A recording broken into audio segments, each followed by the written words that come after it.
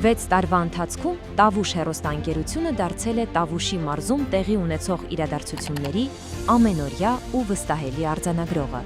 Թեթև հումորով կարող ենք ասել, որ մարզում իրադարձությունը տեղի չի ունեցել, եթե այն չի լուսաբանել Տավուշ մեդիան։ Պաշտոնական, մշակութային, կրթական, գիտական, մարզական, երիտասարդական, սոցիալական, առողջապահական, համայնքային, անվտանգային։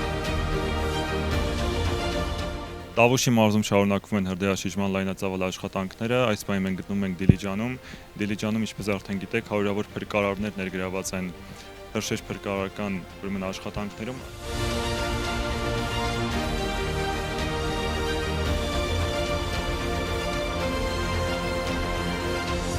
Պահին Դիլիջանի ոլորանների հատվածում ենք,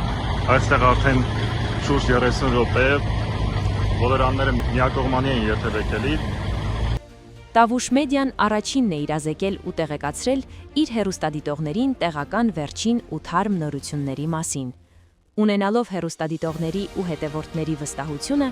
մենք շարունակելու ենք պատասխանատու կերպով տրամադրել ճշգրիտ ու ամբողջական տեղեկատվություն, հավատարիմ մնալով հաշվետու, թափանցիկ և վստահելի լինելու մեր սկզբունքներին։